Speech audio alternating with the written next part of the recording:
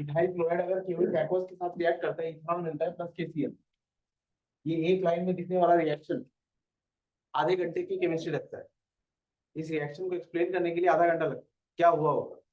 अच्छा, organic chemistry में ये इंपॉर्टेंट है कि प्रोडक्ट्स क्या बन रहे हैं, इससे भी ज्यादा ये इंपॉर्टेंट है कि प्रोडक्ट्स कैसे बन रहे हैं। मतलब एक लेवल तक क्वेश्चन आता है कि क्या प्रोडक्ट्स बनेंगे, और उसके बाद अगर बात करते हैं तो ये प्रोडक्ट्स, यही वाले प्रोडक्ट्स क्यों बने, बनने को और भी पॉसिबिलिटीज थी, यही वाले प्रोडक्ट्स क्यों बने। ऑर्गेनिक केमिस्ट्री की किसी भी रिएक्शन स्केलेटन को दो पार्ट में डिवाइड कर देते हैं। ये वाला part which is being attacked, which is being attacked, ये जो बीइंग अटैक्ड वाला पार्ट है इसको कहते हैं सबस्ट्रेट।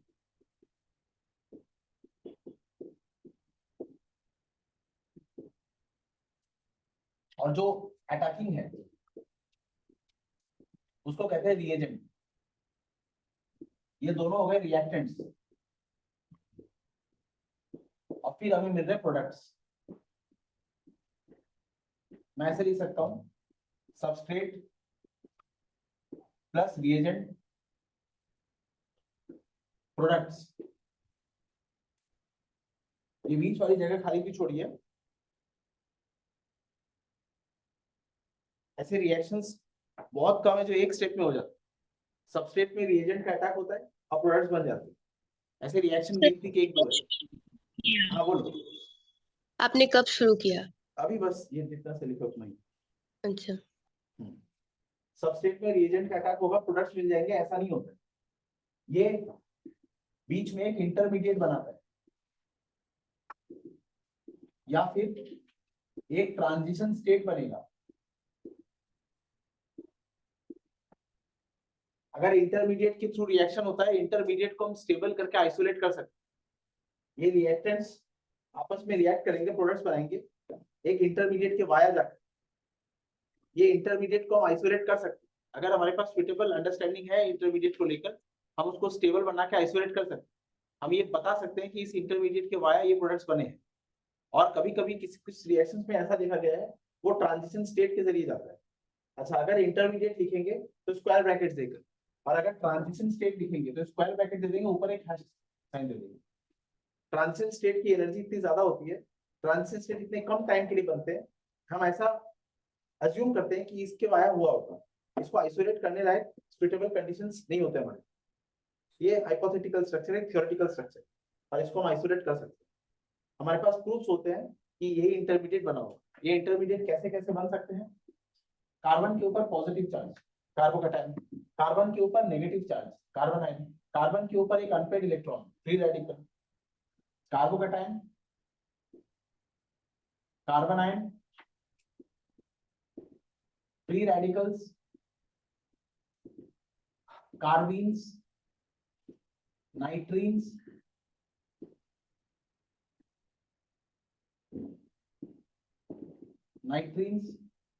कीटीन्स, बेंजाइन, ये सारे इंटरमीडिएट्स हैं। रिएक्शन इनके वाया बनते हैं। और ले देखिए बस ये लिस्ट है, खत्म हो जाती है इसमें। Carbocation, carbanion, free radicals, carbene, nitrenes, ketenes, benzene.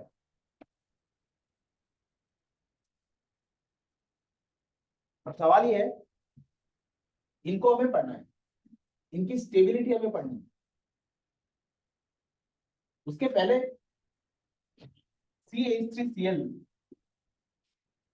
अच्छा क्योंकि हम ऑर्गेनिक केमिस्ट्री पढ़ रहे हैं, organic chemistry is the chemistry of covalent bonds. Covalent bonds दो तरह के होते हैं, एक सिग्मा और एक पाई।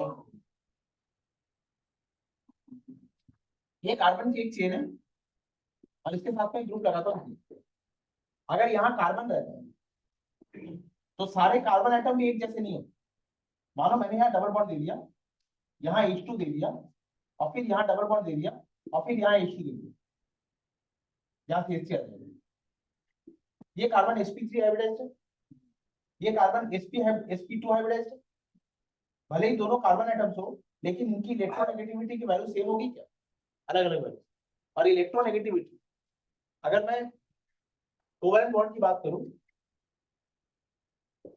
A और B के बीच में कोवेलेंट बॉन्ड बन रहा है, तो हम ऐसा मानते हैं, valence bond theory supported structure अगर बनाते हैं, valence bond theory supported structure कैसा होगा? एक कोवेलेंट बॉन्ड कैसे बनता है? दो एटॉमिक ऑर्बिटल आकर ओवरलैप करेंगे। ओवरलैप करने का कंडीशन क्या है? दोनों के पास एक एक अनपेयर्ड इलेक्ट्रॉन होना चाहिए, या फिर एक ऑर्बिटल भरा हुआ होगा और दूसरा ऑर्बिटल खाली होगा तो भी कोवेलेंट बॉन्ड बन सकता है। दोनों खाली है तो भी नहीं बनेगा, और दोनों भरे हुए तो भी नहीं बनेगा। अब ये दोनों ऑर्बिटल्स ओवरलैप करके कोवेलेंट बॉन्ड बनाते हैं।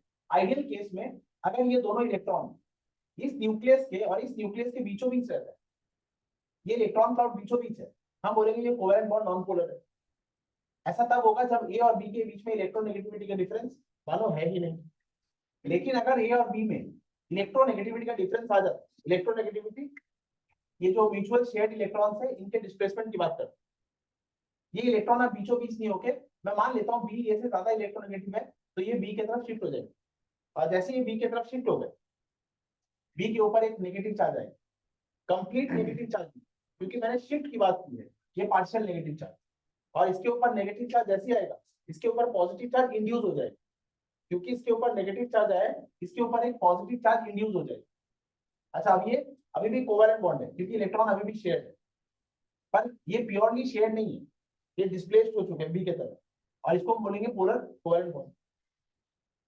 और पोलर कोवेलेंट बॉन्ड जैसे हम ये आइडेंटिफाई कर लेते हैं ये पोलर कोवेलेंट बॉन्ड है, और चार्ज किस पे क्या आएगा, इस पे नेगेटिव चार्ज आएगा, इस पे पॉजिटिव चार्ज आएगा, हम रिएक्शन को लेकर कुछ सोचना स्टार्ट कर सकते हैं। इसके ऊपर कोई चार्ज नहीं है, इसके ऊपर चार्ज है, presence of charge increases the energy of molecule. इस स्टेट से इस स्टेट में इस मॉलिक्यूल के पास एनर्जी ज्यादा होगी, इसकी रिएक्टिविटी ज्यादा होगी। अब सपोज ए और बी को मैं एक पोलर सॉल्वेंट में दे दूं, इसके ऊपर नेगेटिव चार्ज है, इसके ऊपर पॉजिटिव चार्ज, वाटर में अगर दे, वाटर एक पोलर सॉल्वेंट है, डाइपोल रखता है, तो ये सारे वाटर के पॉजिटिव एंड आके इसको हाइड्रेट करने लगेंगे और इस मॉलिक्यूल की रिएक्टिविटी को बढ़ाएंगे, उसको स्टेबल करेंगे, को फैक्टर्स रखेंगे। एक और बात इसमें आ जाती है, अगर मैं पता कर लेता हूँ ये पोलर बॉन्ड किस तरफ नेगेटिव है किस तरफ पॉजिटिव है, तो एक बात और बता सकता हूँ। सपोज इस मॉलिक्यूल में मैं एक नेगेटिव चार्ज स्पीसीज देता हूँ, एक स्पीसीज जिसके ऊपर नेगेटिव चार्ज है, जैसे Cl minus, Br minus, F minus, OH minus, SH minus, ऐसा कोई भी, या O माइनस, ऐसा कोई भी नेगेटिव चार्ज स्पीसीज अगर दे दूं तो मुझे एटलीस्ट ये पता है इस मॉलिक्यूल में फर्स्ट साइट ऑफ अटैक क्या हो, ये OH माइनस, ये A प्लस पे जाकर अटैक करेगा। और फिर देखेंगे जिस कार्बन पे वो अटैक कर रहा है, अगर वो टेट्रावैलेंट है, अगर उसकी टेट्रावैलेंसी कंप्लीट है और उस पे एक स्पीसीज आके अटैक कर रही है, कार्बन पेंटावैलेंट हो नहीं सकता, तो अगर एक स्पीसीज आके बॉन्ड बनाने की कोशिश कर रहा है तो वो एक बॉन्ड के कॉस्ट में होगा, वो किसी एक बॉन्ड को छोड़ देगा। इस तरह से हम रिएक्शन प्रेडिक्ट करना शुरू कर सकते हैं। अच्छा, ये सारी कहानी कहां से शुरू होगी, अब इधर देखो, अब मानो ये CH3Cl है,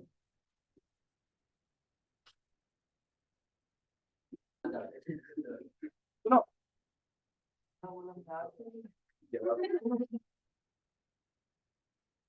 CH3Cl, इसमें इलेक्ट्रॉन डिस्प्लेसमेंट किस तरफ होंगे, क्लोरीन ज्यादा इलेक्ट्रोनेगेटिव है, ये इलेक्ट्रॉन डिस्प्लेस होंगे क्लोरीन की तरफ।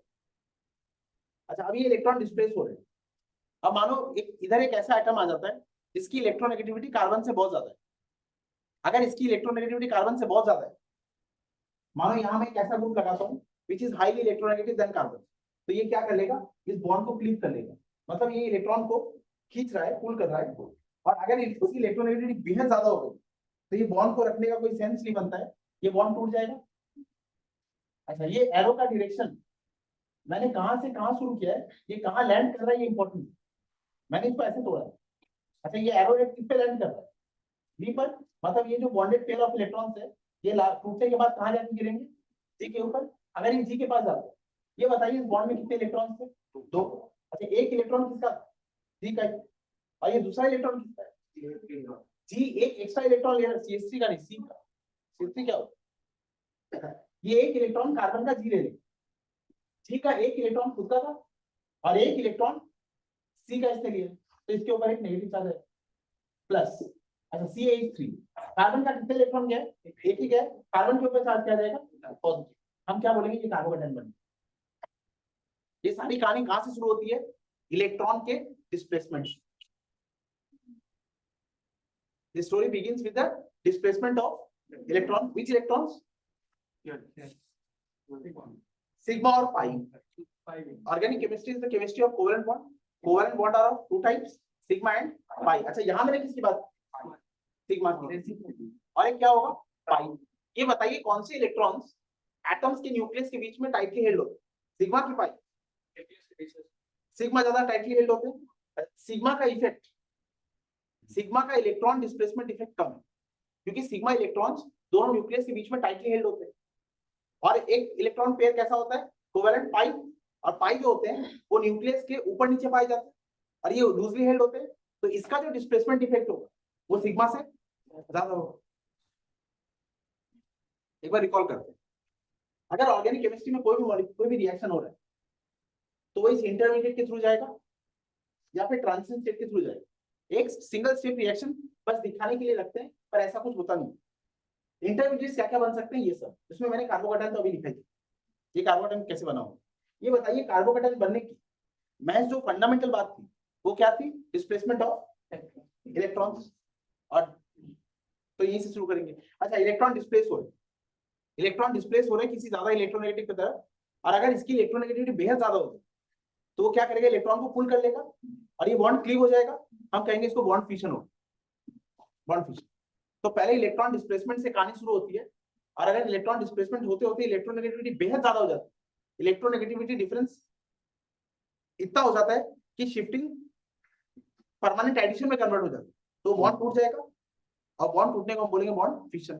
तो हमें दो चीज पहले पढ़नी, एक इलेक्ट्रॉन डिस्प्लेसमेंट इफेक्ट्स, इलेक्ट्रॉन किस किस तरह से डिस्प्लेस हो सकते हैं, और इलेक्ट्रॉन किस किस तरह से डिस्प्लेस हो सकते हैं, इनसे हम क्या पता लगा लेंगे, उस सबस्ट्रेट मॉलिक्यूल में। जैसे ये सबस्ट्रेट मॉलिक्यूल है, इस सबस्ट्रेट मॉलिक्यूल में इलेक्ट्रॉन डिस्प्लेसमेंट इफेक्ट जब मुझे सारे पता होंगे तो मैं सबसे पहले साइट ऑफ रिएक्टिविटी बता दूंगा इस मॉलिक्यूल में।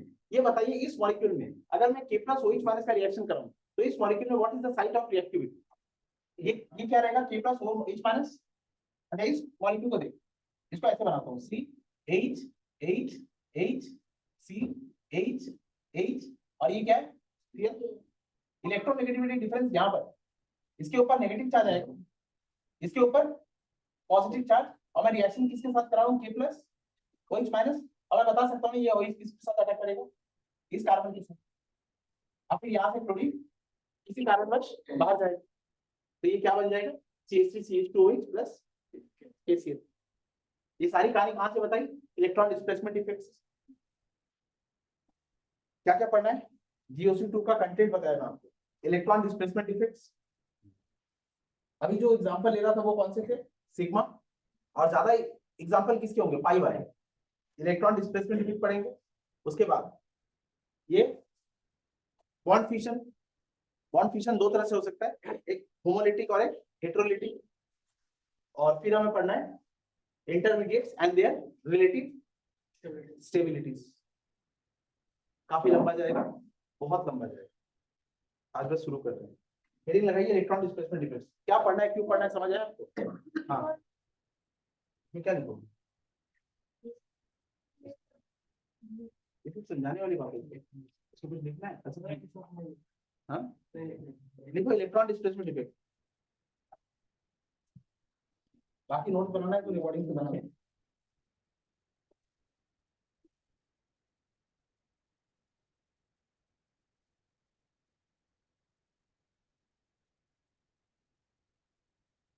सबसेट क्या होता है, which is being attacked reagent attacking species. अच्छा, इंटरमीडिएट्स का डेफिनेशन कोई पूछे तो क्या बोलोगे, इंटरमीडिएट्स क्या होते हैं, that are formed from the reactants and are consumed to give products। Intermediates बनते, ऐसा नहीं है कि इंटरमीडिएट बन के रह जाते, जब रिएक्टेंट प्रोडक्ट में कन्वर्ट होंगे तो बीच में इंटरमीडिएट्स बनेंगे। इंटरमीडिएट्स बने किससे, रिएक्टेंट से, लेकिन खुद कंज्यूम हो जाएंगे क्या देने के लिए, products. Those species that are formed during the course of, those species, those chemical species that are formed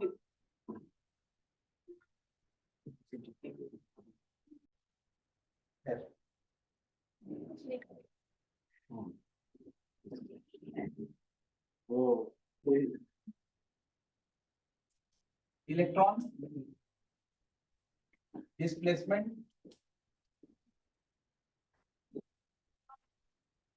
electron displacement effects. Number 1 inductive inductive effect, number 2 resonance और mesomeric effect,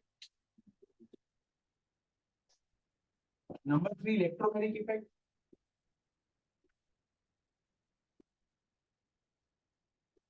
number 4 hyper conjugation.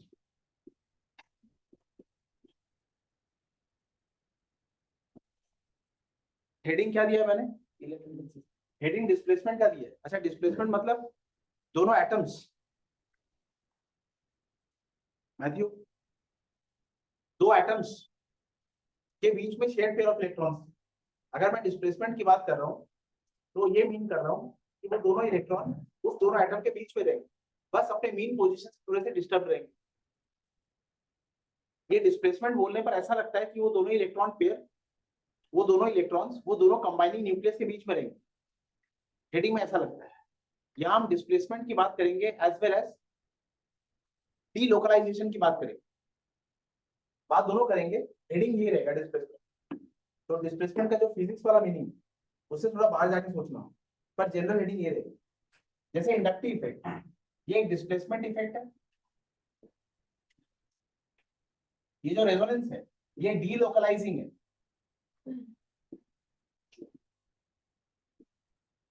Inductive effect sigma bond के through होता है, resonance pi bond के through होता है, electromeric pi bond का effect है, hyper conjugation sigma और पाई दोनों का इफेक्ट। अच्छा, कम वाले कौन से हो गए? सबसे कम क्या हो गया? यही हो गया। बाकी सब में क्या है? पाई, क्योंकि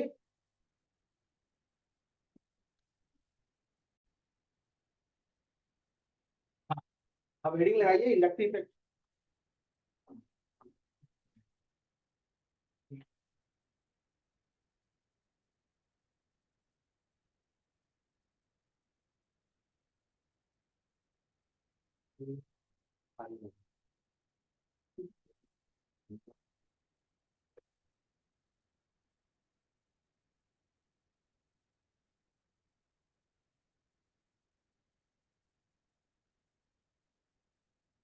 कार्बन की एक कंटिन्यूअस चेन 1 2 3 4 5 और इसमें एक ग्रुप लगा रहा हूं जी। कार्बन की एक अदरवाइज कंटिन्यूअस चेन थी, उसमें जी ग्रुप लगा दिया। जी is any functional group.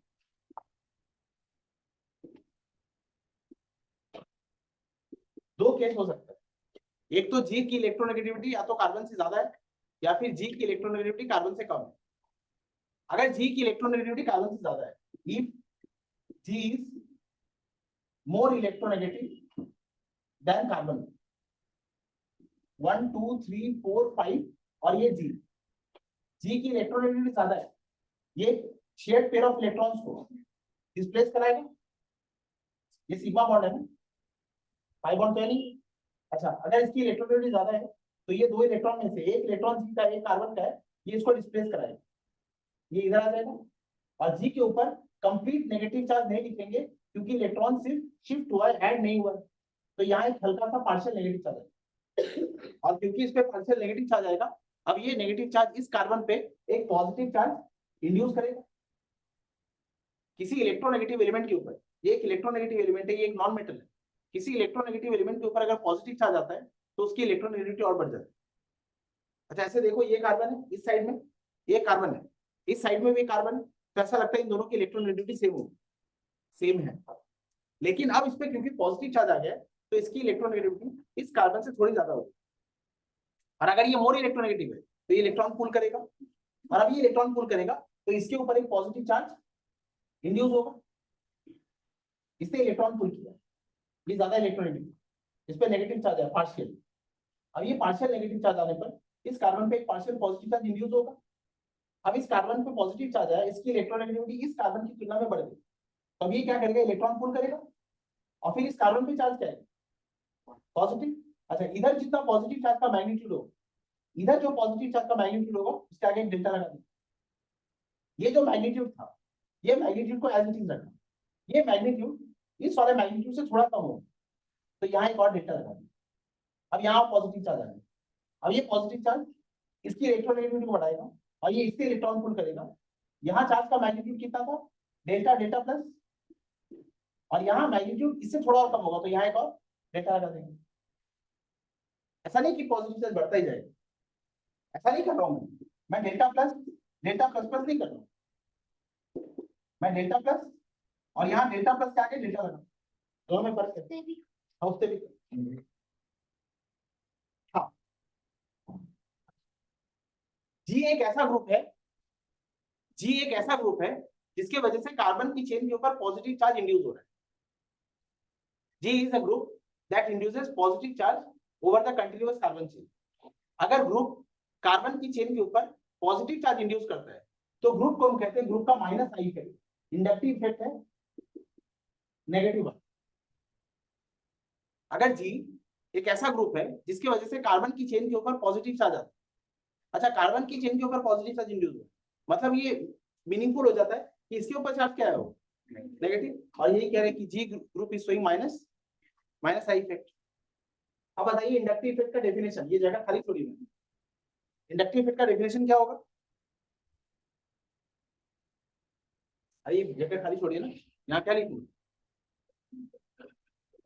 say the phenomenon of induction of charge over carbon chain, the phenomenon of induction of charge over carbon atoms because of a group having difference in electronegativity than that of carbon atom, the phenomenon लिखो, the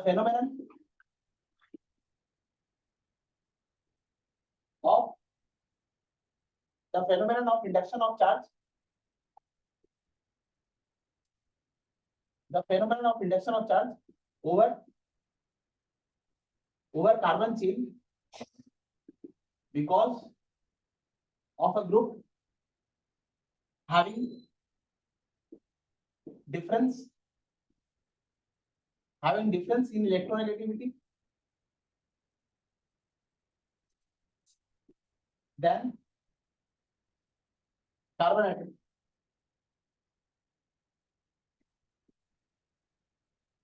And minus I effect के लिए लिखोगे if group itself acquires negative charge and induces positive charge over carbon atoms.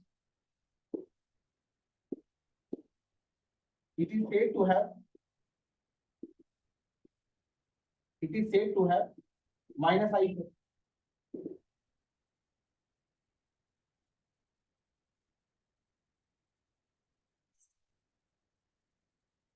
Second उल्टा सोच, अगर जी electron पुल नहीं करके carbon chain से इलेक्ट्रॉन पुल नहीं करके कार्बन चेन की तरफ इलेक्ट्रॉन पुश कर दे 1 2 3 4 5 जी, इससे इलेक्ट्रॉन पुल किया तो ये वाला इफेक्ट है।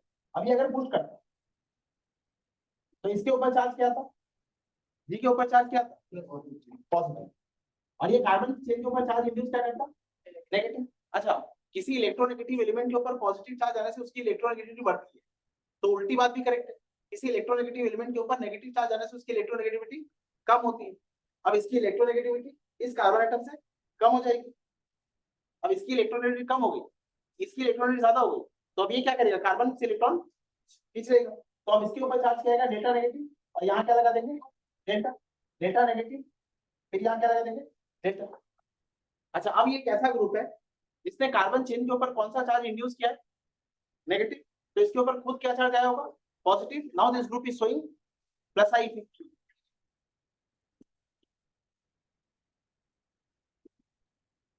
If a group itself acquires positive charge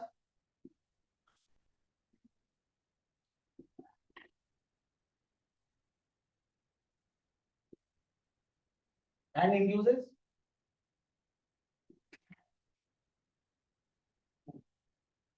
negative charge over carbon atoms,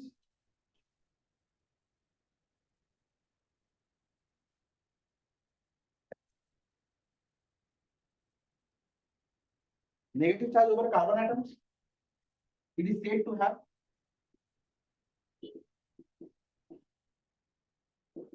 plus I effect.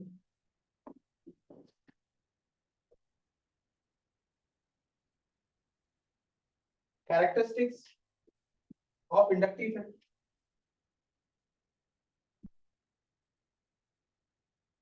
Inductive effect characteristics.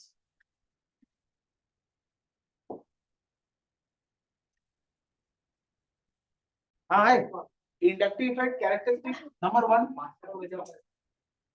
ये डिस्प्लेसमेंट ऑफ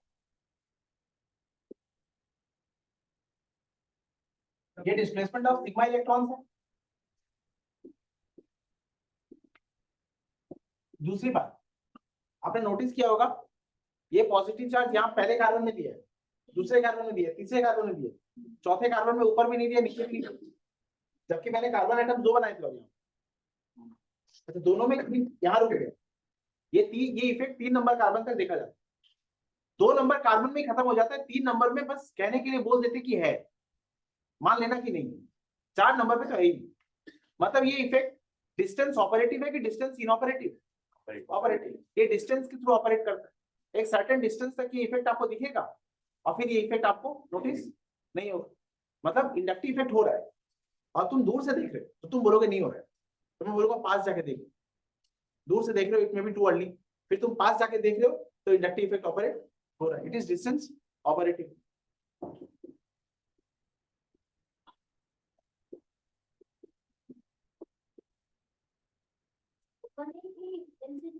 है ही नहीं, it is experienced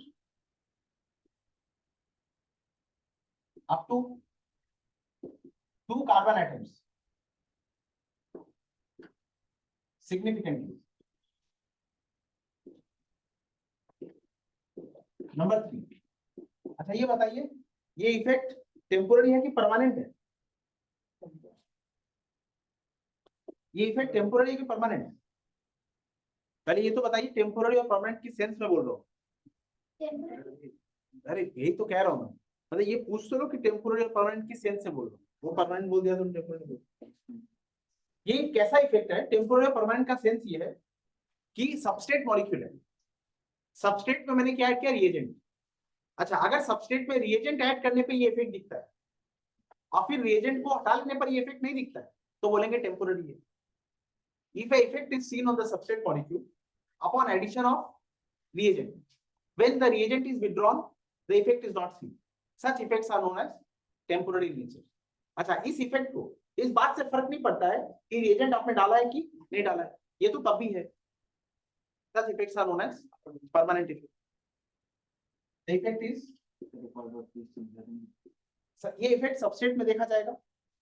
अच्छा सबस्ट्रेट में ये इफेक्ट कब देखा गया? रिएजेंट डालने पे देखा गया, रिएजेंट हटा लेने पे नहीं, तो इस इफेक्ट को बोलेंगे temporary. The effect that are seen upon addition and withdrawal of reagents on substrate molecule are known as temporary. इस इफेक्ट को इस बात से फर्क नहीं पड़ता है कि तुमने रिएजेंट डाला है कि नहीं डाला, ये इफेक्ट तो बस है। The effects are known as permanent in nature. The effect is permanent in nature.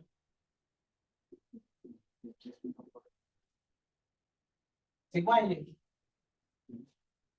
इतनी खराब हैंडराइटिंग है, सिग्मा का ही समझ नहीं आ रहा, ठीक से लिख दे। Sigma independent of the fact whether reagent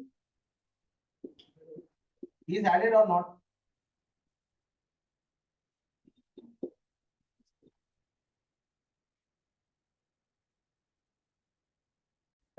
सुनो लिखो रेजोनेंस इफेक्ट।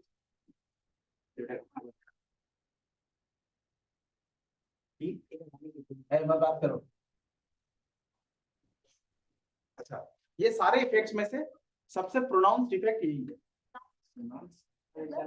मतलब किसी मॉलिक्यूल में 2-3 इफेक्ट काम कर रहे हैं और अगर उसमें रेजोनेंस इफेक्ट काम कर रहा है तो ये डोमिनेटिंग। बाकी की बात बाद में करेंगे, इसकी बात पहले करें।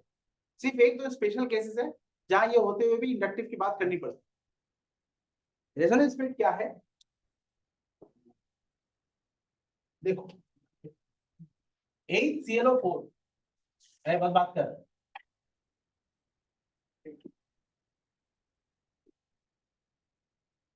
परक्लोरिक एसिड, परक्लोरिक एसिड का स्ट्रक्चर कैसा होगा? ये क्लोरीन,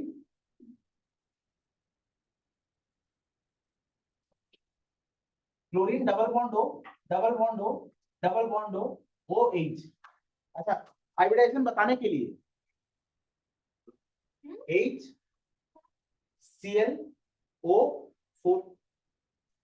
परक्लोरिक एसिड का स्ट्रक्चर बताने के लिए हाइब्रिडाइजेशन क्या होगा क्लोरीन का, इसके लिए हम कौन से बॉन्ड्स कैलकुलेट करते हैं? सिग्मा के पाई सिग्मा। अच्छा, इसने कितने सिग्मा बॉन्ड बनाए?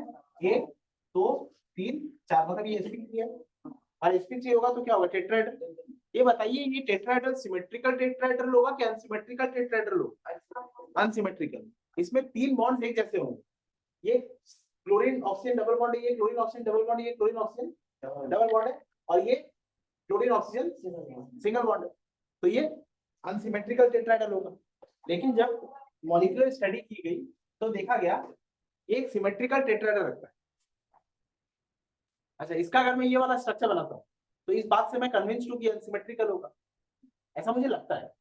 लेकिन फैक्ट तो ये है कि ये सिमेट्रिकल टेट्राहेड्रल, तो लिखते हैं। अच्छा, theoretical HClO4 must be unsymmetrical tetrahedral molecule, और फैक्ट तो ये है कि HClO4 is having symmetrical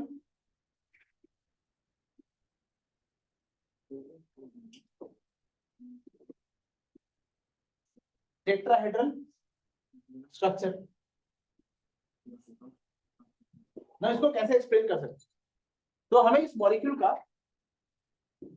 अच्छा ये जो स्ट्रक्चर मैंने बनाया ये क्या लीविस डॉट स्ट्रक्चर है ना, इस मॉलिक्यूल का एक लीविस डॉट स्ट्रक्चर बनाया एंड ये फैक्ट को एक्सप्लेन नहीं कर पा रहा।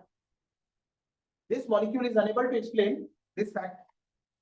हम क्या करते हैं, इस मॉलिक्यूल के कुछ और स्ट्रक्चर्स बनाते हैं। ये structure of this perchloric acid molecule is unable to explain this fact, इसके कुछ और स्ट्रक्चर्स बनाते हैं। Cl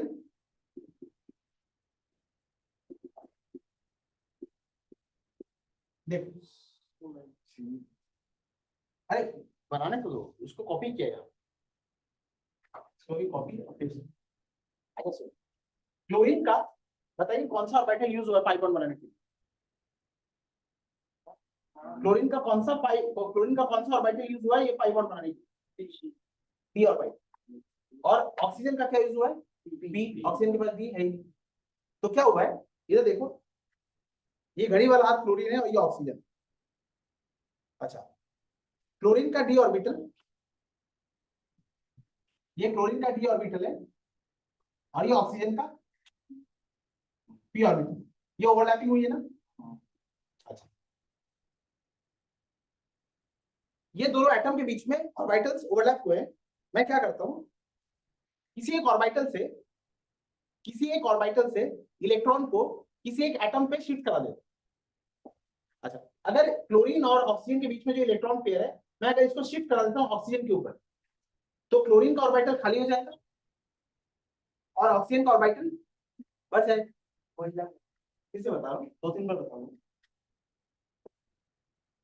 क्या कर रहा हूँ वेदांत। ये देखो, मैं इस बॉन्ड को इस तरह से तोड़ दूंगा। Now what is the significance? Sigma को नहीं तोड़ा है, पाई को। मैंने इस पाई बॉन्ड को तोड़ा और इस इलेक्ट्रॉन को, ये दोनों इलेक्ट्रॉन को किसके ऊपर लैंड करा दिया? ऑक्सीजन के ऊपर। अच्छा, ये दोनों इलेक्ट्रॉन में एक इलेक्ट्रॉन किसका था? ऑक्सीजन का, और एक इलेक्ट्रॉन किसका था? क्लोरीन का। मतलब ऑक्सीजन के ऊपर एक्स्ट्रा कितने इलेक्ट्रॉन जा रहे हैं? एक। और यहाँ इलेक्ट्रॉन कितने दिखाऊंगा? 2। एक तो ऑक्सीजन का था और एक क्लोरीन का जा रहा है, तो इसके ऊपर एक नेगेटिव चार्ज आ जाएगा, इसके ऊपर एक नेगेटिव चार्ज आ जाएगा। अच्छा, ये बताइए अगर ये इलेक्ट्रॉन इसके ऊपर चला गया तो क्लोरीन का ऑर्बिटल खाली हो गया ना। अब ऑक्सीजन ने क्या किया? अच्छा, अब ऑक्सीजन ने अपने इलेक्ट्रॉन इसको दे दिए। इसको क्यों दे दिए? इसके पास स्पिल्ड ऑर्बिटल था, और इसने इसके खाली ऑर्बिटल पे इलेक्ट्रॉन दे दिए। तो प्रोसेस कैसा है? अच्छा, ये बोलो, तो सुना एक स्टूडेंट, मैं स्ट्रक्चर को दोबारा बता रहा हूं। एक स्टूडेंट ऐसे करता है, ऐसे, और एक स्टूडेंट ऐसे करता है।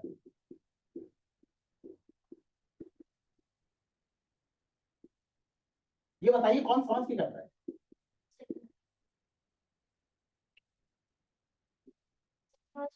फिर से देखो, ये स्ट्रक्चर बना के दो स्टूडेंट काम कर रहे हैं। एक स्टूडेंट ने ये काम किया, एक स्टूडेंट ने ये काम किया, और एक स्टूडेंट ने ये काम किया। सेकंड वन कौन समझ के कर रहा है? Second one. अच्छा, जो ये कर रहा है वो ऐसे दिखने में तो कुछ गलत नहीं कर रहा है, पर उसके दिमाग में कोई प्रोसेस चल ही नहीं रहा है। वो तो एक स्ट्रक्चर याद करके गया है और वो बस एरो घुमा रहा है। अच्छा, अगर ये इलेक्ट्रॉन दे यार रिसीव करने के लिए, मतलब मैं ऐसा कोई स्ट्रक्चर नहीं बनाऊंगा जो otherwise valence bond theory supported नहीं है। बैलेंस बॉन्ड थ्योरी कहता है कोई बॉन्ड बनेगा ऑर्बिटल्स के ओवरलैपिंग की वजह से, और उस ऑर्बिटल ओवरलैपिंग का नेसेसरी कंडीशन क्या है? या तो एक एक ऑर्बिटल के पास अनपेयर्ड इलेक्ट्रॉन होना चाहिए, या दो ऑर्बिटल में से एक ऑर्बिटल खाली होना चाहिए, एक ऑर्बिटल फील्ड होना चाहिए। तो मैं क्या कर रहा हूँ, पहले इसको तोड़ लिया, इसमें फील्ड ऑर्बिटल हो गया, ये क्या हो गया खाली। अब इसको दिखाऊंगा कि अब इसने इलेक्ट्रॉन दिया। अच्छा, जिसने पहले इसको दे दिया उसका तो कोई सेंस ही नहीं है। मतलब यहाँ पहले अवेलेबल तो कराओ, तब तो ये बॉन्ड बनाएगा। ये स्ट्रक्चर आपको समझ आया कैसे बना?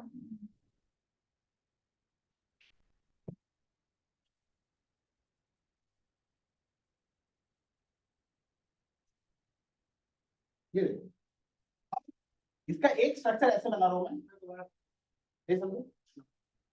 एक स्टूडेंट ऐसे बना रहा है,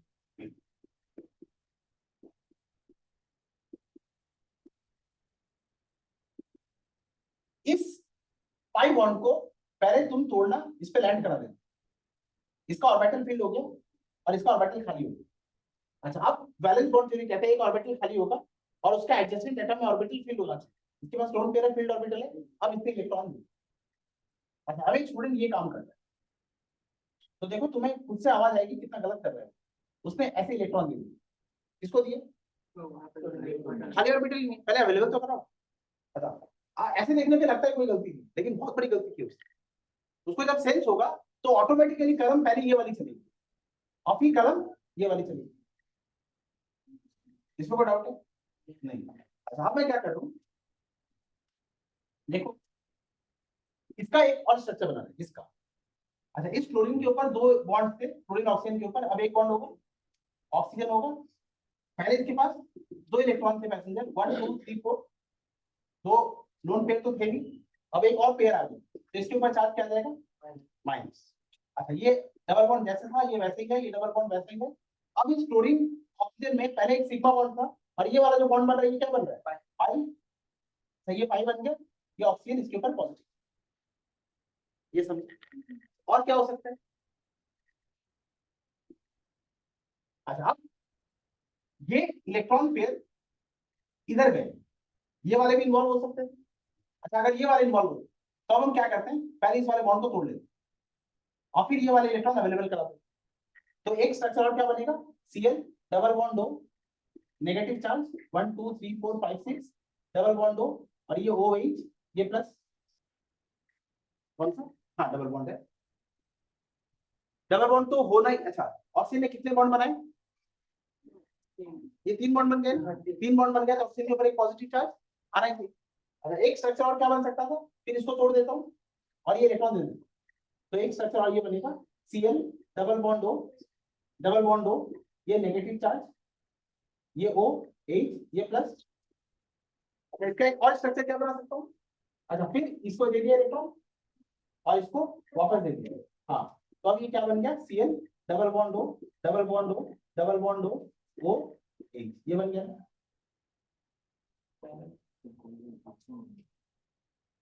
नहीं समझा?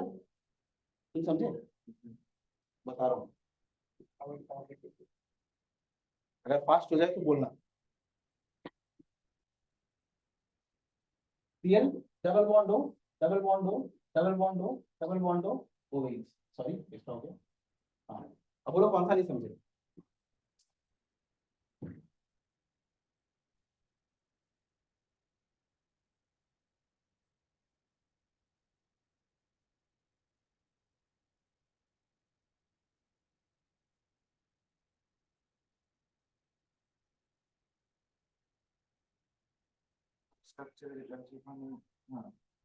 इस ऑक्सीजन ने इलेक्ट्रॉन क्लोरीन से खींच लिया अपनी तरफ, तो इस क्लोरीन के पास ऑर्बिटल खाली हो गया, इस ऑक्सीजन का भरा हुआ ऑर्बिटल, इसके पास इलेक्ट्रॉन था, इसने क्लोरीन के साथ बॉन्डिंग की, तो इस क्लोरीन ऑक्सीजन में डबल बॉन्ड बन गया और ये सिंगल बॉन्ड।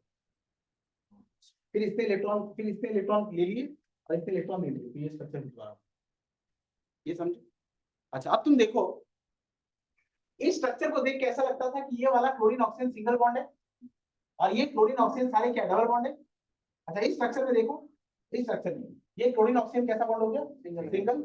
यहाँ ये क्लोरीन ऑक्सीजन कैसा बॉन्ड हो गया, सिंगल, और ये वाला क्या हो गया, सिंगल। मतलब क्लोरीन के पास जो लगता था केवल सिंगल ऑक्सीजन, ऐसा लगता था ये क्लोरीन और ऑक्सीजन का बॉन्ड केवल सिंगल है, लेकिन ये सिंगल नहीं, ये सिंगल है और यहाँ पर ये डबल बॉन्ड कैरेक्टर भी रखता है। तो मैं इसको ऐसे बना सकता हूँ ना, ये सिंगल भी है और डबल बॉन्ड कैरेक्टर भी रखता है। This is single and having double bond character. अच्छा ऐसा लगता था this is having double bond character, but यहाँ देखो तो ये सिंगल भी है, मतलब this is single as well as having double bond character. वैसे इस बॉन्ड के लिए भी बोल सकता हूँ ना, this is single as well as double bond, single as well as double bond, और ये O H। अच्छा अब आप इसमें डिफरेंशिएट नहीं कर सकते, सारे क्लोरीन ऑक्सीजन बॉन्ड कैसे हो गए, single as well as double. अच्छा अब ये क्या होगा, सिमेट्रिकल टेट्राहेड्रल क्या सिमेट्रिकल, अब ये सिमेट्रिकल टेट्राहेड्रल होगा, ये समझो। तो ये इस फैक्ट को एक्सप्लेन करने के लिए मैंने ये सारे स्ट्रक्चर्स बनाए ना, ये सारे स्ट्रक्चर्स क्या है, लीविस डॉट स्ट्रक्चर्स, ये सारे Lewis dot structures. when properties of a molecule is not, when single Lewis dot structure is not able to explain the properties of a molecule, then for such molecule several other Lewis structures are drawn. When a single Lewis dot structure is not able to explain the properties of a molecule, then for such molecule several other Lewis structures are drawn. अच्छा, and ये symmetrical tetrahedron ना, and the actual structure is considered to be hybrid of all the structures. When the properties of a molecule cannot be explained by single Lewis dot structure, then for such molecule several other Lewis structures are drawn, and the actual structure is considered to be hybrid of all the Lewis dot structure. The process is known as resonance. अच्छा, and अब एक बात और है, जब मैं electrons को घुमा रहा था तो आपके दिमाग में एक प्रोसेस चलने लग गया कि इलेक्ट्रॉन इधर गए होंगे फिर इधर से आ रहे हैं, तो ऐसा लगता था ये प्रोसेस है, ये कोई प्रोसेस नहीं, रेजोनेंस कोई प्रोसेस नहीं। ये सारे स्ट्रक्चर जो मैंने बनाए हैं ये थियोरेटिकल, ये हाइपोथेटिकल स्ट्रक्चर्स। इस स्ट्रक्चर को एक्सप्लेन करने के लिए मैंने केवल स्ट्रक्चर्स बनाए, ये स्ट्रक्चर्स एक्चुअली में एग्जिस्ट नहीं करते। These are all hypothetical structures. सिर्फ इसको एक्सप्लेन करने के लिए ये वाले स्ट्रक्चर्स बनाए गए। अच्छा, the hypothetical structures that are drawn to explain the actual structure, the hypothetical Lewis dot structures that are drawn to explain the actual structure are known as resonating structures or canonical structures. क्या होगा resonance? When a single Lewis dot structure is not able to explain the properties of any molecule, for such molecules several other Lewis structures are drawn, and the actual structure of the molecule is considered to be hybrid of all their contributing structures. The process is the phenomenon, not the process.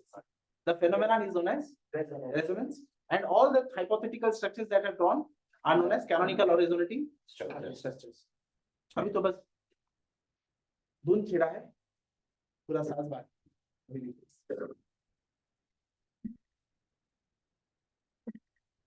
When a single Lewis dot structure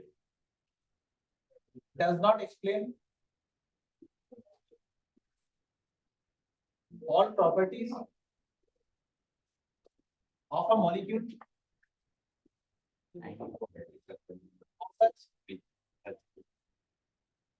molecule several other Lewis dot structures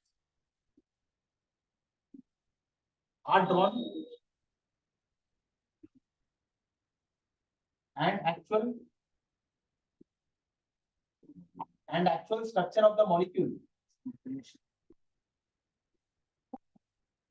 is considered to be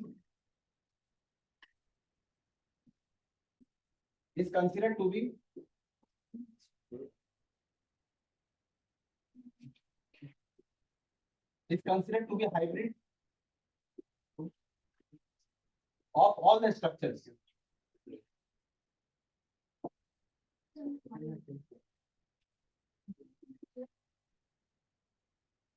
The process is the phenomenon. Sorry, the phenomenon is known as resonance, and the hypothetical structure. बस बात करो अपने में. The hypothetical structures that are drawn. The hypothetical structures that are drawn to explain the actual structures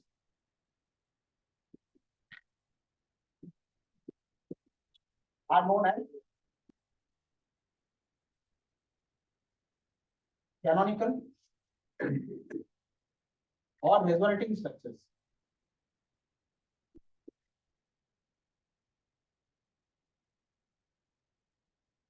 देखिए,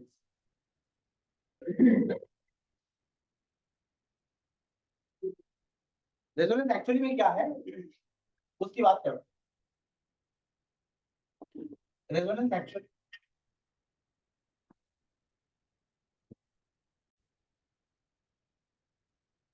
CH2 double bond CH double bond CH2. इस molecule का नाम क्या है? 4 एटम है, 1 2 3 4. Buta 1,3 diene. ये ब्यूटा डाइन है. इस मॉलिक्यूल में 1 और 2 1 2 3 4 1 और 2 कार्बन के बीच में डबल बॉन्ड है. कार्बन कार्बन डबल बॉन्ड, इसका लेंथ कम होगा. कार्बन कार्बन सिंगल बॉन्ड, इसका लेंथ थोड़ा ज्यादा होगा. और फिर 2 अच्छा 1 2 के बीच में डबल बॉन्ड है, 2 3 के बीच में सिंगल बॉन्ड है, 3 4 के बीच में डबल बॉन्ड. तो बताइए इसमें कितने तरह के कार्बन कार्बन बॉन्ड होंगे? बॉन्ड लेंथ होंगे 2 तरह. इसका बॉन्ड लेंथ सेम होगा, इसका बॉन्ड लेंथ अलग होगा. फिर ये हमें ऐसा लगता है जब इस मॉलिक्यूल को एक्चुअली देखा तो देखा कि इसमें 2 तरह के बॉन्ड लेंथ नहीं है, एक ही तरह का बॉन्ड लेंथ. इसमें एक ही तरह का बॉन्ड लेंथ, जबकि ये कार्बन कार्बन सिंगल बॉन्ड दिख रहा है, ये कार्बन कार्बन डबल बॉन्ड है. इसका बॉन्ड लेंथ अलग हो इससे. अच्छा इसका बॉन्ड लेंथ अलग होगा इससे. फिर जब देख रहा हूँ तो ये सारे बॉन्ड लेंथ सेम है. तो इसको मैं कैसे एक्सप्लेन कर सकता हूँ? इसको मैं ऐसे एक्सप्लेन कर सकता हूँ. अच्छा ये बताइए, इस मॉलिक्यूल में सारे sp2 है,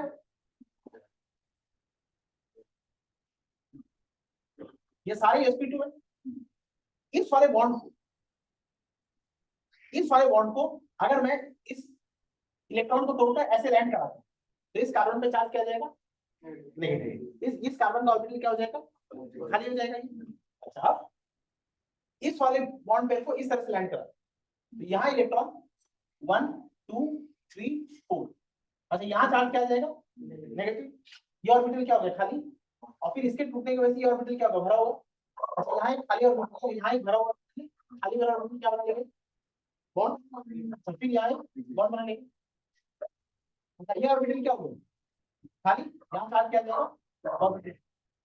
बताइए यहाँ बॉन्ड क्या था? सिंगल. अच्छा यहाँ क्या लिखा है? डबल. यहाँ क्या लिखना था? डबल.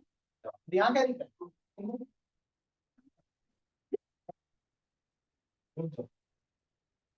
बाकी ये H2 H H और ये H2.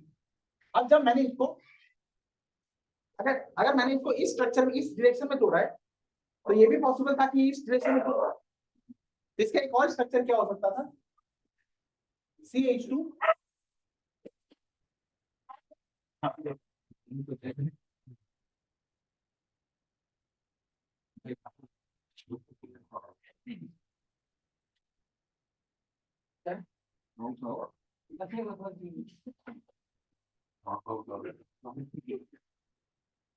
आइए समझे.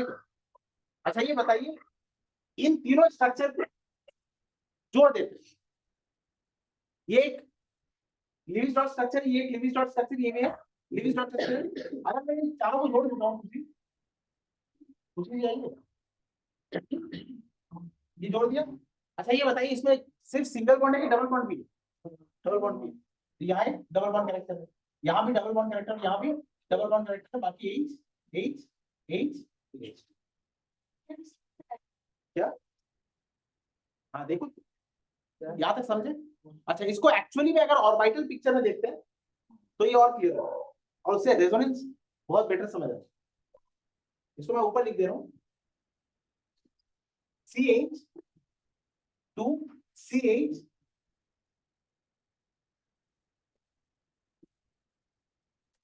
अच्छा ये सारे sp2 है ना, वेदांत बात मत कर।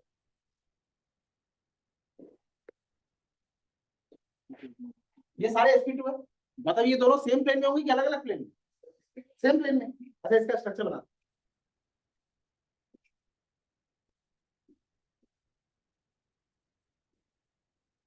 Carbon H H carbon H carbon H H, ये स्ट्रक्चर है ना। अच्छा अब ये बताइए, ये मैंने एक प्लेन बनाया, ये मैंने एक प्लेन बनाया और फिर यहाँ एक प्लेन बनाया। इस प्लेन में दो कार्बन एटम और फिर इस प्लेन के साथ यहाँ एक और प्लेन, यहाँ दो कार्बन एटम, ये दोनों सेम प्लेन में है ना। और पाई बॉन्ड बनने के लिए ये जो कार्बन एटम एक प्लेन में है, पाई बॉन्ड बनने के लिए रूल्स ऑफ हाइब्रिडेशन में क्या पढ़ा था, जिस प्लेन में हाइब्रिडेशन होता है अनहाइब्रिडाइज्ड ऑर्बिटल उसके परपेंडिकुलर होते हैं। तो इसके अनहाइब्रिडाइज्ड ऑर्बिटल कैसे होंगे, इस तरह से। इसके अनहाइब्रिडाइज्ड ऑर्बिटल कैसे होंगे, ऐसे। इसके कैसे होंगे, ऐसे। और इसके कैसे होंगे। अच्छा इस स्ट्रक्चर का ऑर्बिटल पिक्चर डायग्राम अगर बनाऊंगा तो इसका ऑर्बिटल पिक्चर डायग्राम ऐसा है ना, ये समझे। अच्छा नहीं समझे बाबू, इस दो कार्बन में एक डबल बॉन्ड है, ये डबल बॉन्ड हो गया, और फिर इन दोनों में डबल बॉन्ड है, ये डबल बॉन्ड हो गया, इन दोनों में सिंगल बॉन्ड है, ये रहा सिंगल बॉन्ड, ये समझे। अच्छा अब थोड़ी चालाकी कर, मैं क्या करता हूँ, ये ऑर्बिटल्स के बीच में जो इलेक्ट्रॉन शेड है इसको तोड़ के इस तरफ कर। अच्छा ये ऑर्बिटल क्या हो जाएगा, भरा हुआ। ये ऑर्बिटल क्या हो जाएगा, खाली। और फिर इसको ऐसे तोड़ देता हूँ तो ये ऑर्बिटल क्या हो जाएगा, भरा हुआ।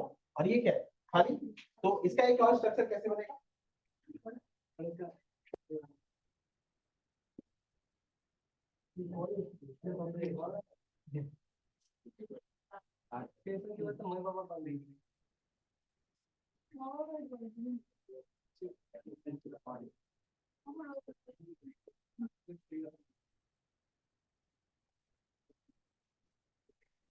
मत बात कीजिए आपस में।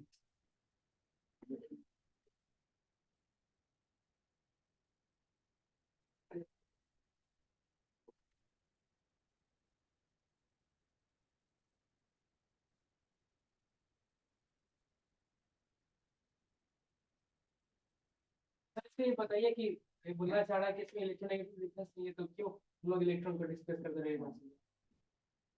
हम एक स्ट्रक्चर को एक्सप्लेन करने के लिए सेवरल स्ट्रक्चर्स बना रहे हैं। ये मॉलिक्यूल ऐसे एग्जिस्ट करता है, सिमेट्रिकल है। ये सिमेट्रिकल है, यहाँ सारे बॉन्ड लेंथ सेम। इसको एक्सप्लेन करने के लिए ऐसे स्ट्रक्चर्स बनाने पड़े मुझे। मैंने तो पहले ही बोला ऐसा कोई स्ट्रक्चर होता नहीं है। So as to explain the properties of this structure is drawn, this structures are drawn, hypothetical structures, they are not real structures. अच्छा अब अगर इसको मैं इस तरह से डिलोकलाइज कर देता हूँ तो अब पाई बॉन्ड किधर बनेगा, यहाँ ना, यहाँ पाई बॉन्ड बनेगा ना। अच्छा और ये अगर टूट जाता है तो यहाँ इलेक्ट्रॉन पेयर आ जाएगा, ये नेगेटिव चार्ज हो जाएगा, उस पे चार्ज क्या जाएगा, पॉजिटिव। इसका एक और स्ट्रक्चर कैसे बनेगा, ये वाला स्ट्रक्चर अगर बनाऊं तो इसका ये वाला स्ट्रक्चर ऐसा बनेगा।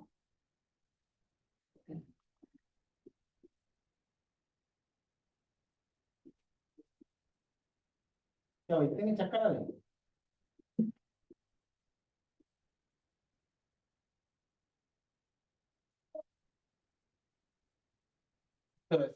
अच्छा फिर ये एक स्ट्रक्चर बनेगा, ये पाई बॉन्ड। अब यहाँ चार्ज क्या आ जाएगा, पॉजिटिव, और यहाँ चार्ज क्या आ जाएगा, नेगेटिव। ये समझ आई बात। अच्छा ये बताइए, अब 10 मिनट जो बात बोल रहा हूँ सुनते रहो।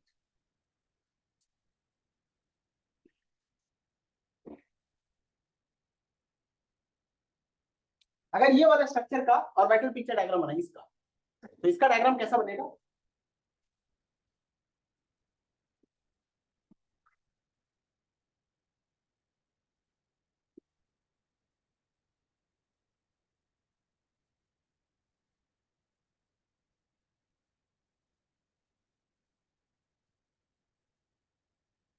इसका डायग्राम कैसे बनेगा?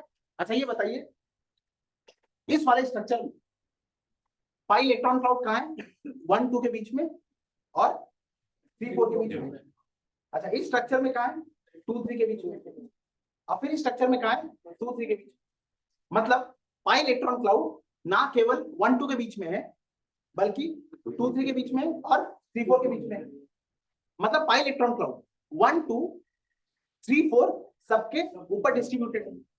तो हाँ 1 2 3 4 सब में डिस्ट्रीब्यूटेड है। तो इस स्ट्रक्चर का अगर मैं ऑर्बिटल पिक्चर डायग्राम बनाऊं, तो ऑर्बिटल पिक्चर डायग्राम कैसा बनेगा? ऐसा ना,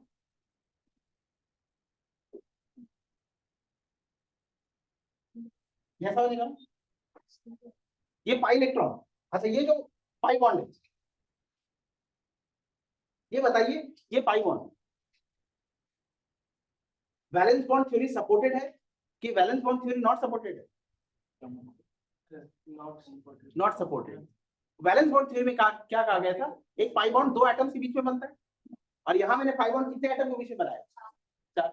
अच्छा इस स्ट्रक्चर को छोड़ दो, बाकी ये सारे structures valence bond theory supported है ना? हाँ बोलो बोलो बोलो।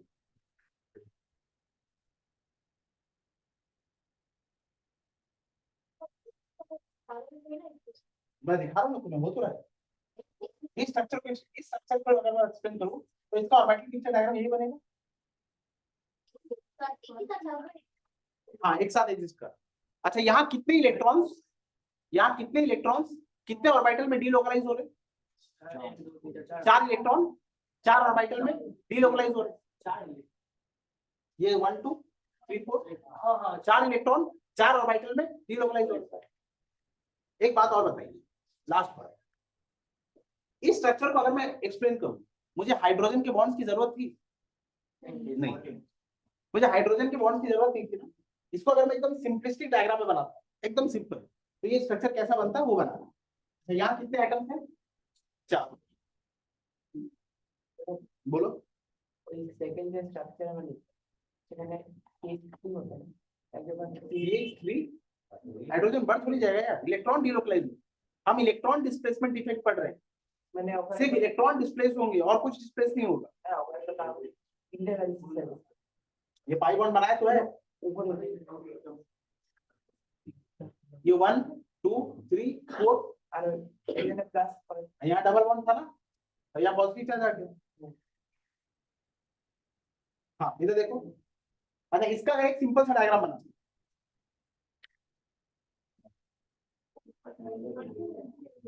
सुनो, इसका अगर सिंपल सा डायग्राम बनाते, ये कैसा होता?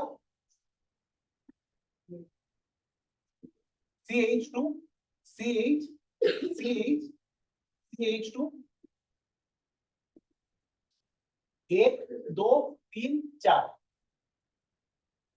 1 2 3 4 1 2 3 4 1 2 3 4, इस स्ट्रक्चर को बना रहा हूं। अच्छा ये दोनों में पाई बॉन्ड, तो इसका पाई बॉन्ड इसके ओवरलैपिंग से बनेगा। हाइड्रोजन नहीं बना रहा मैं, और तरीके से बना रहा हूं।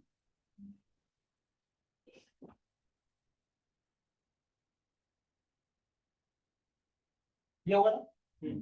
अच्छा इसको अगर बनाऊंगा तो कैसा बनेगा? और फिर इसको बना रहा हूं, ये वाला था, यहाँ चार्ज क्या था? इसमें नहीं था चार्जेस वाले में था। Positive negative negative positive. ये बताइए इस स्ट्रक्चर में व्हाट इज द अजीबनेस इन दिस स्ट्रक्चर?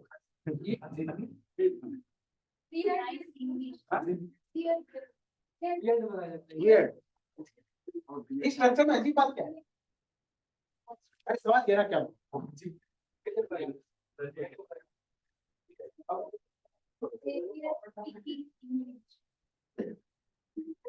बताइए स्ट्रक्चर में अजीब बात क्या है? स्ट्रक्चर में चार्ज नहीं है। हाँ चार्ज नहीं था, इसमें भी नहीं था, इसमें भी नहीं था। ये अजीब है। अच्छा मान लेते ये अजीब बात है, हाई लेवल ऑफ अजीबनेस की बात मान लिया, ये अजीब बात है, इसमें चार्ज नहीं है, उससे भी बड़ी अजीब बात है,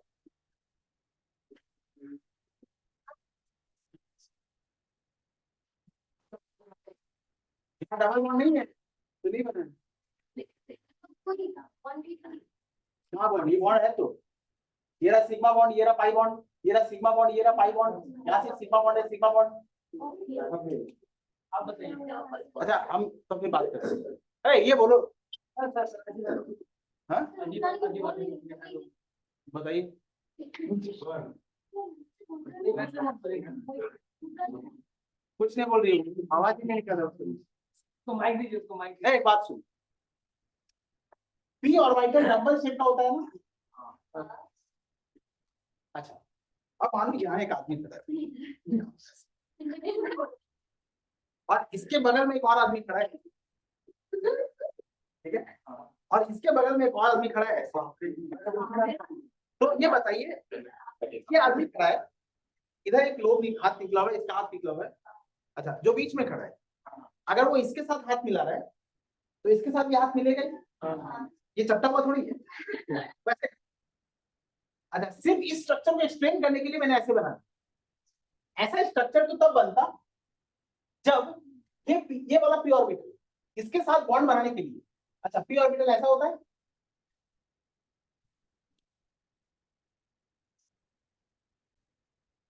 है, शांत रहो। अच्छा ये बोलो, पी ऑर्बिटल ऐसा होता है, मतलब किसी भी पोस्टुलेट में ऐसा लिखा था क्या कि P orbital is otherwise dumbbell in shape but for the sake of bonding ये कभी शेप चेंज करेगा, ऐसा कुछ लिखा था? नहीं। पी ऑर्बिटल, अच्छा कोई ऑर्बिटल अपना शेप कोई ऑर्बिटल अपना शेप चेंज कब करता है? जब वो हाइब्रिडेशन करता है। ये तो अनहाइब्रिडाइज्ड पी ऑर्बिटल थे, इसमें तो कोई शेप चेंज नहीं होगा, और अगर ये शेप चेंज नहीं होगा ये डंबल शेप का होगा। अच्छा ये डंबल है, इसके बाजू में एक डंबल है और इधर भी एक डंबल है, तो ऐसा कैसे हो सकता है? सर बोलना चाह रहे कि वो ये पी ऑर्बिटल एक डंबल शेप रखता है, ये पी ऑर्बिटल एक डंबल शेप रखता है। मैंने सिर्फ इस स्ट्रक्चर को एक्सप्लेन करने के लिए बायस बना दिया, मतलब तुम क्वेश्चन करती सर ये डंबल शेप इसके साथ बॉन्ड बना रहा है, इसके साथ बॉन्ड बनाने से कैसे रुक सकता है? ऐसा तो तब हो सकता था अगर बॉन्ड बनाने के लिए ये डंबल शेप यहाँ से फूल जाता और यहाँ से चपटा हो जाता। समझ आ रहा? चलो सुनो फिर, एक मिनट, अरे फिर मत बात। ये पी और ये कार्बन जो है, इस कार्बन के ऊपर एक अनहाइब्रिडाइज्ड पी ऑर्बिटल है, इस कार्बन के ऊपर एक अनहाइब्रिडाइज्ड पी ऑर्बिटल। मैंने ये वाले पाई बॉन्ड को एक्सप्लेन करने के लिए इस दोनों ऑर्बिटल को ओवरलैप करा। अगर इसका डंबल इसके साथ ओवरलैप हो रहा है, ये कार्बन इस कार्बन के साथ जिस डिस्टेंस पे है, ये कार्बन इस कार्बन के साथ भी उसी डिस्टेंस पे है। तो अगर इसका डंबल, अब ये तो कह रहा था कि इस कार्बन के डंबल को तुम ऐसे इमेजिन करो, तो इसके बगल में भी एक कार्बन है, उसके पास भी एक डंबल है, और इधर भी एक कार्बन, उसके पास भी एक डंबल है। तो अगर ये हाथ मिला रहा है तो ये भी तो हाथ मिलाएगा। हाँ मजाक मत करो, तुम ये समझे, ये मत बात कीजिए। अच्छा मैंने सिर्फ इस स्ट्रक्चर को एक्सप्लेन करने के लिए ये वाली ओवरलैपिंग कर दी और ये वाली ओवरलैपिंग कर दी। ये वाली ओवरलैपिंग क्यों नहीं हुई? ये तो मैं कह रहा हूँ, ये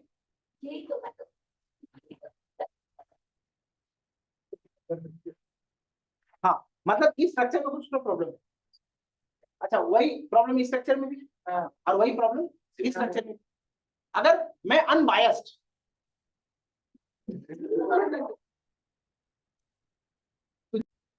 अच्छा है ये वाले, सुनो इधर, ये वाले स्ट्रक्चर की पॉसिबिलिटीज क्या क्या पॉसिबिलिटीज में ये वाले स्ट्रक्चर बन सकते हैं।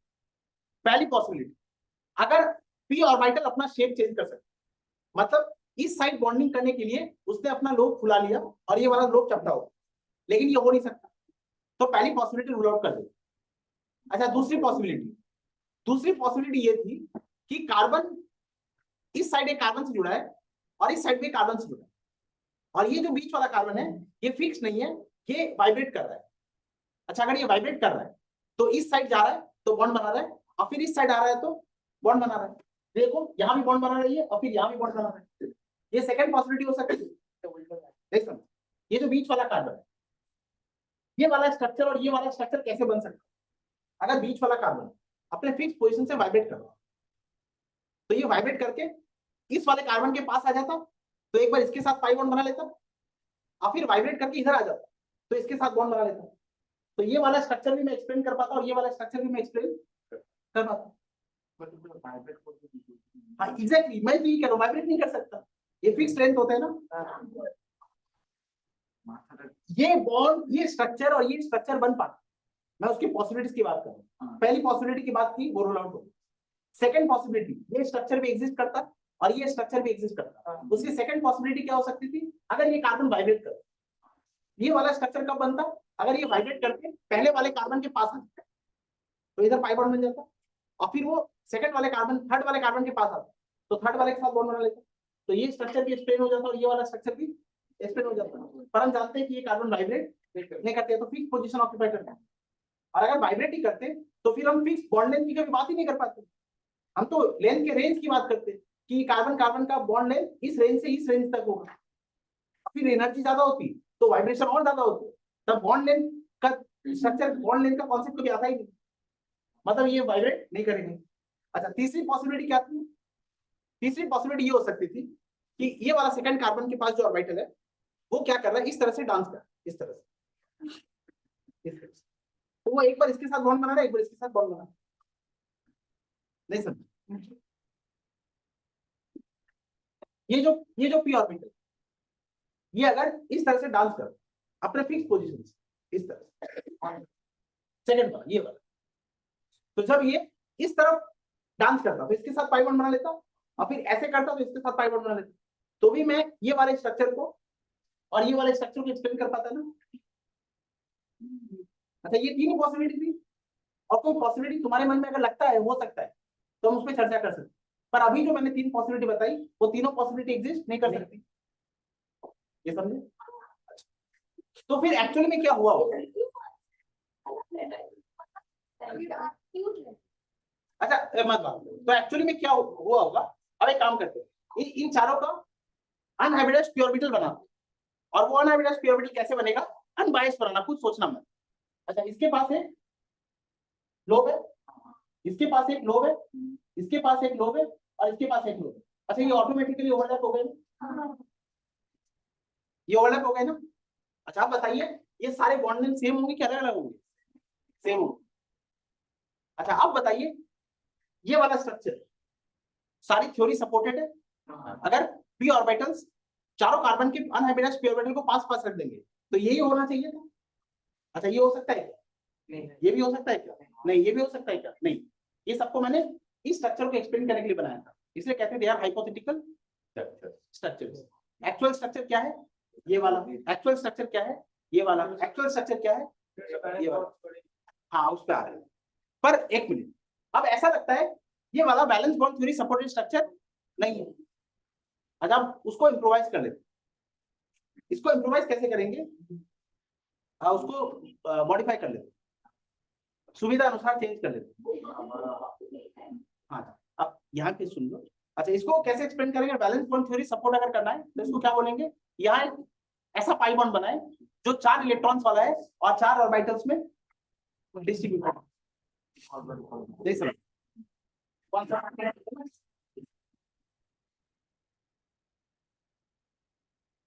थ्योरी ऐसे ही बनी थी पैसेंजर, एक दिन में बैठ के कोई और इससे ज्यादा इम्प्रोवाइज नहीं करेंगे, ये लास्ट इम्प्रोवाइज, ये समझे? अच्छा, these structures are used all together to explain these structures. They are hypothetical structures, they are not for real. The actual structure is this, और ये सब उसका ऑर्बिटल डायग्राम। अब बताइए रेजोनेंस का करेक्ट डेफिनेशन क्या हो सकता है? तो मैं ऐसे बोल रहा हूँ, ये सारे इलेक्ट्रॉन्स कौन से? सिग्मा की पाई। अच्छा, द डीलोकलाइजेशन, मुझे ये स्ट्रक्चर को एक्सप्लेन करना था ना, ये एक्सप्लेन करना था ना। अच्छा, मैं इसको ऐसे एक्सप्लेन कर रहा हूँ, द डीलोकलाइजेशन ये कैसा है? 1 2 3 4 सॉरी 1 2 2 3 3 4 4 3 3 2 2 1 अच्छा the delocalization of pi electron via suitable position of orbitals the delocalization of pi electrons via suitable position of orbitals is known as resonance the delocalization of pi electrons via suitable position of orbitals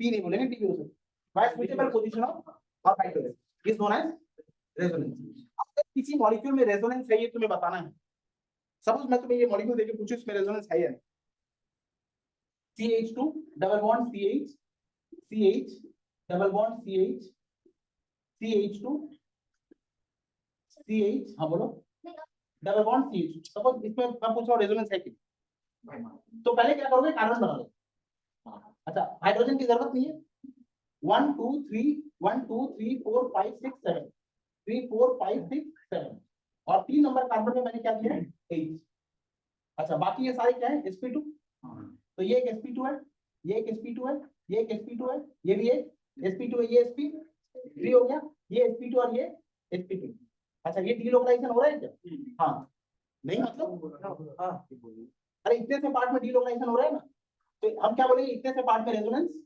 हो रहा है अब फिर यहाँ resonance break हो ये समझे कहीं भी आपको बताना है रेजोनेंस हो रहा है कि नहीं तो सिर्फ कार्बन कार्बन बना लेना और फिर ऑर्बिटल्स देखना ओवरलैप हो रहे हैं तो इसको हम बोलेंगे रेजोनेंस हो रहा है the delocalisation of pi electron by suitable position of orbitals by suitable position of orbitals ये रेजोनेंस की एक्सेप्टेड डेफिनेशन है वो भी डेफिनेशन है वो बेसिक डेफिनेशन है ये मोस्ट एक्सेप्टेड डेफिनेशन लिख लो केमिकल बॉन्डिंग वाला डेफिनेशन लिख लो the delocalisation of pi electrons via suitable position of orbital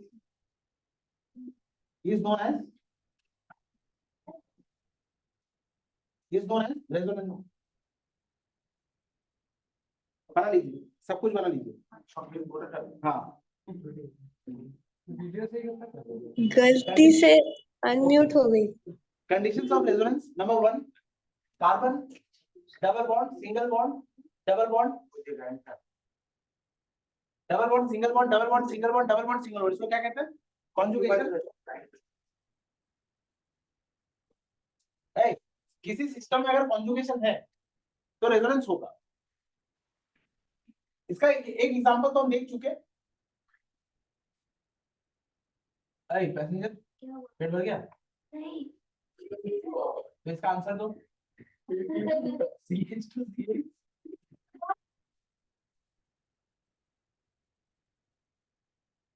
क्या बोलो इसमें रेजोनेंस होगा क्या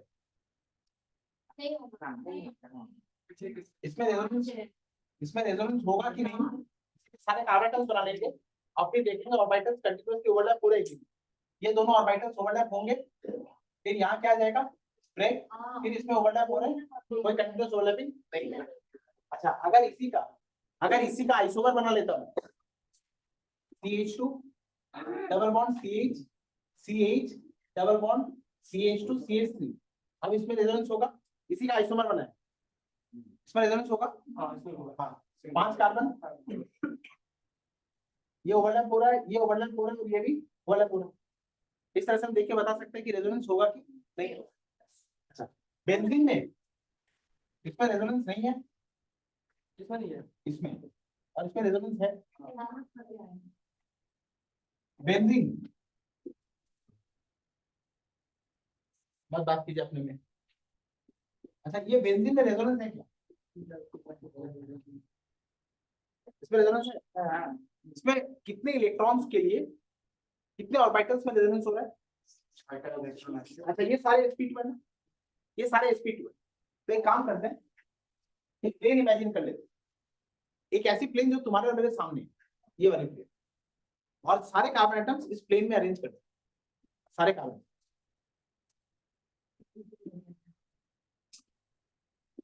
ये कार्बन कार्बन,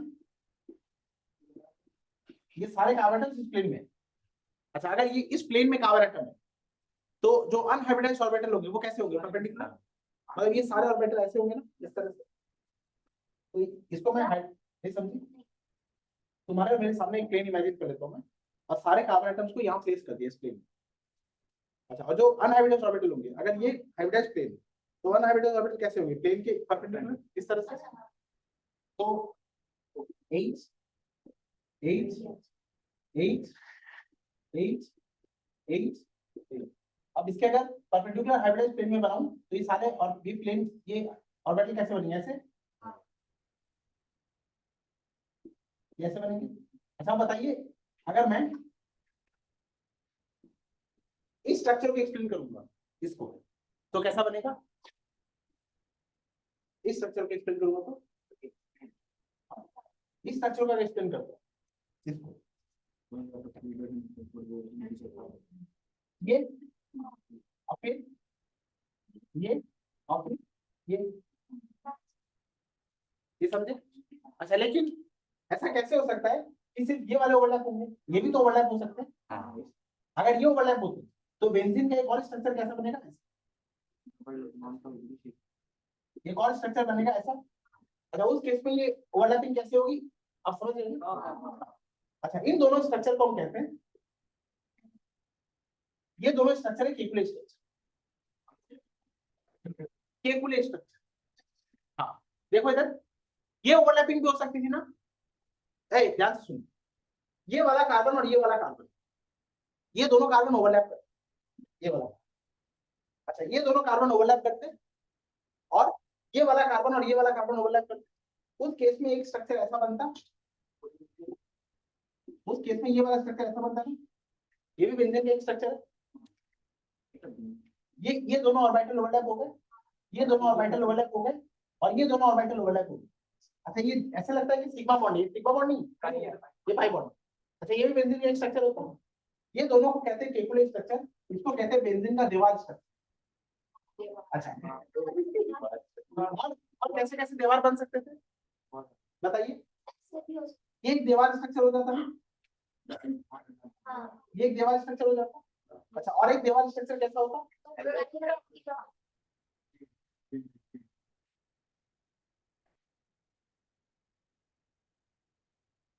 एक दीवार स्ट्रक्चर ये बनता।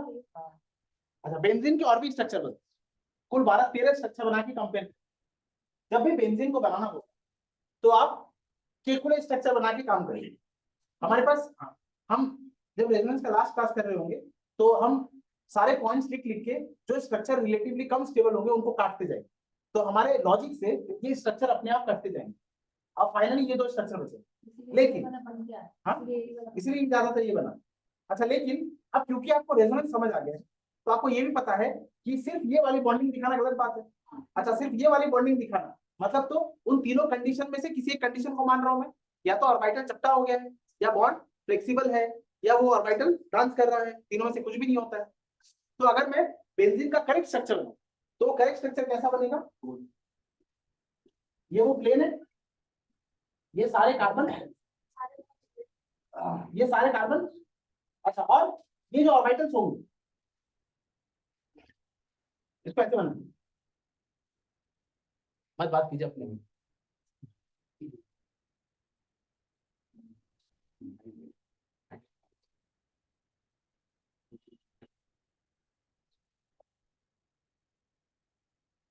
देखो ये ऑर्बिटल ये सारे एक दूसरे से ओवरलैप हो रहे हैं ना, ये सारे एक दूसरे से ओवरलैप हो रहे हैं ना। अब ये क्योंकि बहुत कॉम्प्लिकेटेड सा दिखता है, अब ये क्योंकि बहुत कॉम्प्लिकेटेड सा दिखता है तो बेंजीन का एक्चुअल स्ट्रक्चर का बनाऊं तो वो कुछ ऐसा दिखेगा मुझे, ये सारे कार्बन,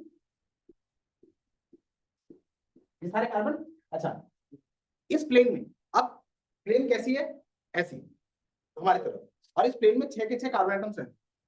अच्छा अब पी ऑर्बिटल कैसे होंगे अनहाइब्रिडाइज्ड इस प्लेन के ऊपर नीचे। अच्छा अब ये 6 के सारे ऑर्बिटल एक दूसरे से जुड़े हुए होंगे और ये इलेक्ट्रॉन क्लाउड ऊपर नीचे होगा। अच्छा अब इस मॉलिक्यूल को उठा के अगर मैं तुम्हें ऐसे दिखाऊं तो वो बेंजीन कैसे दिखेगी, हमें ऐसे दिखेगी ना। नहीं समझा? ये एक प्लेन है, इस प्लेन में सारे कार्बन एटम्स रहेंगे। अनहाइब्रिडाइज्ड ऑर्बिटल कैसे होंगे? परपेंडिकुलर इसके, और ये सारे एक दूसरे से ओवरलैपिंग होंगे, मतलब पाई इलेक्ट्रॉन क्लाउड इस प्लेन के ऊपर नीचे होंगे। और अगर ऊपर नीचे होंगे, अब इस प्लेन को उठा के मैं तुम्हें परपेंडिकुलरली ऐसे दिखाता हूं, तो ये तुम्हें कैसा दिख रहा है? ये 6 कार्बन एटम और ये पाई इलेक्ट्रॉन क्लाउड सामने वाला, पीछे भी ऐसा क्लाउड है। अच्छा, ये कैसा स्ट्रक्चर है बेंजीन का? यही बेंजीन का एक्चुअल स्ट्रक्चर है। ये सारे स्ट्रक्चर्स क्या है? Canonical structure. कोई डाउट है इसमें? नहीं। तो जब आप केमिकल रिएक्शन लिखते हैं, जब हम केमिकल रिएक्शन को एक्सप्लेन कर रहे होंगे, जब हम केमिकल रिएक्शन को एक्सप्लेन कर रहे होंगे और उसमें बेंजीन का न्यूक्लियस पार्टिसिपेट करेगा, हाँ, जब हम किसी रिएक्शन को लिख रहे होंगे और उसमें बेंजीन का न्यूक्लियस पार्टिसिपेट करेगा, तो हम ये वाला स्ट्रक्चर बना के काम करेंगे। और जब हम किसी रिएक्शन को लिखेंगे और उसमें बेंजीन न्यूक्लियस पार्टिसिपेट नहीं कर रहा है, सपोज बेंजीन न्यूक्लियस के ऊपर एक मिथाइल ग्रुप लगा या कुछ भी लगा, ये पार्टिसिपेट कर रहा है, तो उस केस में इस स्ट्रक्चर से काम करते हैं। ये पार्टिसिपेट नहीं कर रहा है, और अगर ये पार्टिसिपेट कर रहा है तो इस स्ट्रक्चर से एक्सप्लेन करना शुरू करेंगे, इससे हमें मैकेनिज्म एक्सप्लेन करने में हेल्प। ये रेजोनेंस होने की पहली कंडीशन, इसमें कोई डाउट है? नहीं। सेकंड कंडीशन ऑफ रेजोनेंस कल करेंगे। ये बेंजीन बना लीजिए, इसको बना देते हैं अभी।